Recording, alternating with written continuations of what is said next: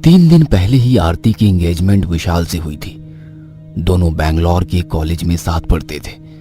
वहीं दोनों में प्यार हुआ, इजहार हुआ और कॉलेज की कैंटीन में दोनों ने जीने मरने की कस्में खाई। कॉलेज के बाद दोनों की प्लेसमेंट बहुत ही अच्छी कंपनी में हो गई थी। शादी के बाद कंपनी उन्हें 5 साल के लिए विदेश भेज रही थी। शादी का कार्यक्रम विशाल के गांव से होना तय हुआ था। सब कुछ बिल्कुल स्मूथ चल रहा था उनकी जिंदगी में। लेकिन उस रात जब आरती विशाल से बातें कर रही थी, तभी उसे लगा कि कई लोग, जिसमें एक बच्ची भी है, उसे खिड़की से घूर रहे हैं। उन्हें देख वो डर गई। उसके हाथ से फोन छूटकर नीचे गिर गया। विशाल हेलो हेलो करता रह गया। वो खिड़की के पास उठकर गई तो वहां कोई नहीं था। उसे लगा मन का भ्रम होगा। उसने फोन उठाकर विशाल से फिर से बातचीत शुरू कर दी। अरे कहाँ चली गई थी तुम? मैं कितनी देर से हेलो हेलो कर रहा था। वो फोन हाथ से छूट गया था विशाल। लेकिन अगली रात भी आरती के साथ कुछ अजीब हुआ। वो सोने की तैयारी कर रही थी, तभी उसके कानों के पास बैंड बाजे की आवाज जोर जोर से आने लगी। वो आवाज इतनी तेज थी कि आरती को अपने कान बंद करने पड़े। उसे समझ नहीं आ रहा था कि ये बैंड बाजे की आवाज एकाएक कहां से आने लगी। उसने खिड़की के बाहर झांक कर देखा तो पूरा सन्नाटा था।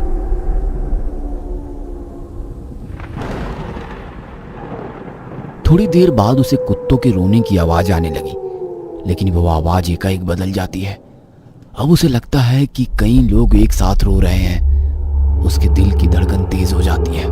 उसका गला सूखने लगता है। वो भागी भागी पानी पीने किचन में जाती है। आरओ के नल को खोलकर वो उसके नीचे गिलास लगाती है, फिर एक ही सांस में पानी पी जाती है। तभी उसकी नजर आरओ के ऊपर वाली भाग में जाती है। वहां उसे कई सारी कटी हुई उंगलियां दिखती है। उसे देखकर उसे बहुत घिन आती है और वो उल्टी कर देती है। फिर वो जोर जोर से चिल्लाने लगती है। लेकिन ये क्या, वो चिल्ला तो रही है लेकिन उसके मुंह से कोई आवाज नहीं निकल रही है। इस बीच उसके कानों में फिर से बैंड बाजे की आवाज आने लगती है। वो कानों को जोर से बंद करती है, लेकिन वो आवाज बढ़ती ही जाती है, बढ़ती ही जाती है। आरती अपने कानों पर हाथ लगाती है। उसकी उंगलियों में खून लग जाता है, जिसे देखकर वो वहीं बेहोश हो जाती है। अगली सुबह उसकी नींद खुलती है तो वो खुद को बिस्तर पर लेटा हुआ पाती है। उसकी आंखों के आगे अभी भी रात की घटनाएं घूम रही थी। वो सोचती है, ये क्या हो रहा है मेरे साथ? कल रात को जो हुआ वो सब क्या था? मैं तो किचन में थी, मुझे यहाँ कौन लाया? मेरे साथ ये सब क्या हो रहा है? वो ये सब सोच ही रही थी कि उसकी मम्मी उसे जगाने के लिए आ गई। अरे कितनी देर तक सो रही हो? पापा वहां ब्रेकफास्ट के लिए वेट कर रहे हैं। वो फ्रेश होकर डाइनिंग टेबल पर जाती है। पापा उसका इंतजार कर रहे थे। माँ ने उसका फेवरेट नाश्ता बनाया था, जिसे देखकर उसकी भूख और भी बढ़ गई थी। उसने जैसे ही पहला निवाला खाने के लिए प्लेट की ओर अपना हाथ बढ़ाया तो प्लेट में खाने की जगह कई सारी कटी हुई उंगलियां उसे फिर से दिखी। इस बार उन उंगलियों में हलचल भी रही थी। उसे देखकर आरती जोर से चिल्लाई, पापा पापा पापा प्लेट में देखो क्या है? पापा प्लेट में। उसके पापा ने पूछा, क्या हुआ आरती, प्लेट में क्या है? तब आरती ने कहा, पापा प्लेट में कटी हुई उंगलियां हैं। लेकिन प्लेट में तो तुम्हारा फेवरेट नाश्ता है। आरती ने प्लेट की ओर गौर से देखा तो प्लेट में सचमुच नाश्ता ही था।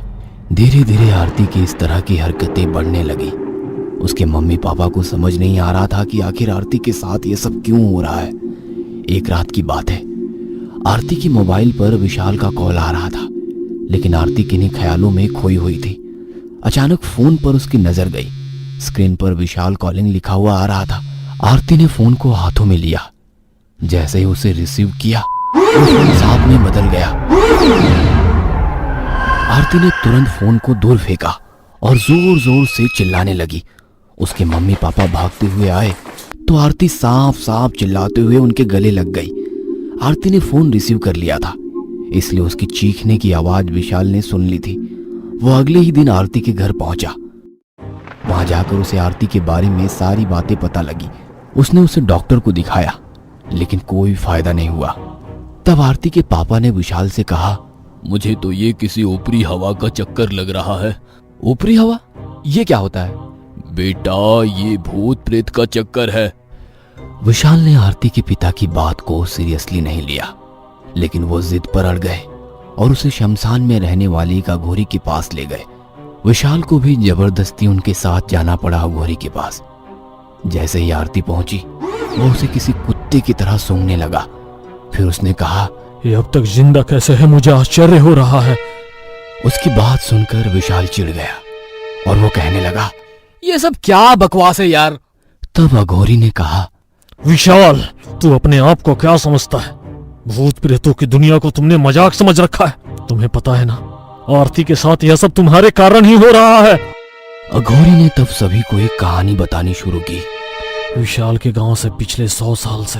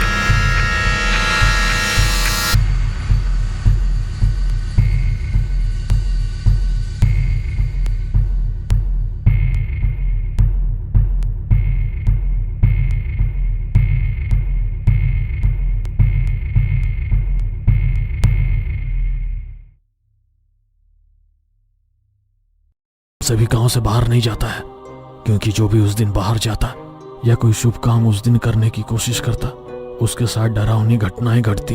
विशाल को ये सारी बातें पता थी, गांव का ये राज पता था, लेकिन उसे ये सब बातें कल्पना लगती थी।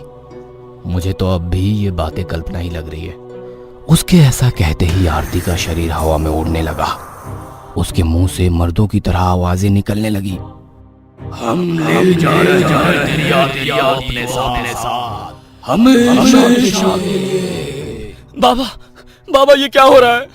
मेरी आरती को प्लीज प्लीज इसे बचा लीजिए। अब ये मेरे बस की बात नहीं है विशाल।